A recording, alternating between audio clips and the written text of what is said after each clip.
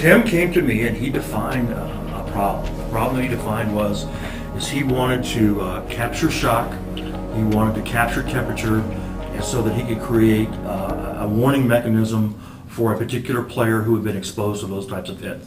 And he wanted to do it quickly, and we wanted to do it under the guise of all the approval and so forth. And so our task was to rapidly prototype this and then be in a position to leverage that activity and put it into play as fast as possible.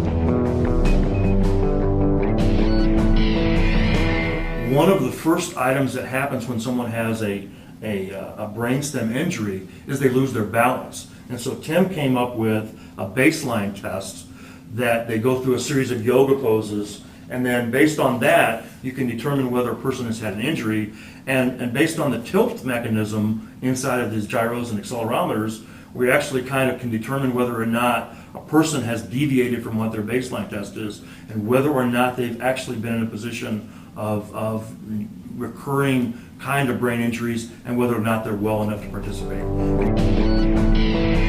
The device isn't going to tell you have a concussion, but it's going to tell you where you've been previously when you're okay, and all of a sudden if you can't balance or if you can't do certain things, this electronic device is going to tell you otherwise, that hey, for the last 4 events before you went out there, you fell between these 2 parameters, and all of a sudden you're outside those parameters. What has changed?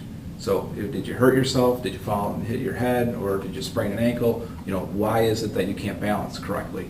They're only now starting to realize that it's the progressiveness. It's not just the one-time hit that you take, it's all of the hits that you take. And so what our product is geared toward is creating that data, creating histograms for all of that, so that whenever it comes to place, that a parent or guardian say, I can see now that we've gone from a stoplight data that we might be in a yellow zone. I'm just going to make the decision that I don't want to do this right now.